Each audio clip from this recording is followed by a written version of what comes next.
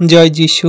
প্রভুর বাক্য বলে যাকব 3:6 জিহবা ও অগ্নি। আমাদের অঙ্গসমূহের মধ্যে জিহবা অধর্মের জগৎ হইয়া রহিয়াছে, তাহা সমস্ত দেহ কলঙ্কিত করে ও প্রকৃতির চক্রকে প্রজ্বলিত করে এবং আপনি নরকানলে জ্বলিয়া ওঠে।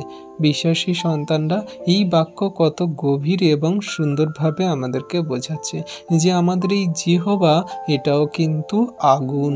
এই আগুন কিন্তু একটা বনকে, একটা মানুষকে আর একটা এই দেশকে জ্বালিয়ে পুড়িয়ে দিতে পারে।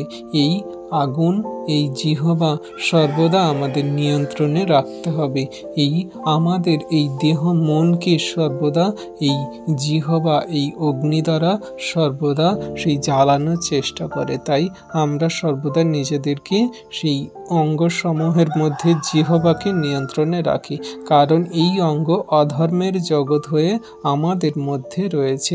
এ মিথ্যে কথা বলে, এ নানান রকমের ছল চাতুরি কথা বলে, এ নানান রকম লোভ লালসার কথা বলে, এ নানান রকম মানুষের আঘাত দেওয়ার কথা বলে, এ মানুষের নানান রকম হিংসাত্মক কথা বলে। তাই এই জিহবা নানান রকমভাবে কথা বলে, তাই সর্বদা আমাদের নিয়ন্ত্রণে রাখতে হবে। তাই বলছে অধর্মের জগৎ হইয়া রইয়াছে। আর আমাদের সেই অঙ্গ সমূহ আমাদের দেহকে কলঙ্কিত করে, আমাদের প্রকৃতির চক্রকে প্রজ্বলিত করে এবং নরকানলে ফেলিয়া দেয়, জ্বলে ওঠে। তাই সর্বদা আমাদের খেয়াল রাখতে হবে যে আমাদের এই জিহবা ছোট্ট হলেও এই জিহবার কত পাওয়ার, এর মধ্যে আগুন আছে। এই আগুন সমস্ত কিছুকে জ্বালিয়ে পুড়িয়ে দিতে পারে। তাই সর্বদা সাবধানে আমাদের কথা বলতে হবে। ঈশ্বর প্রভু সকলকে এই বাক্য দ্বারা আশীর্বাদ করুন। আমেন।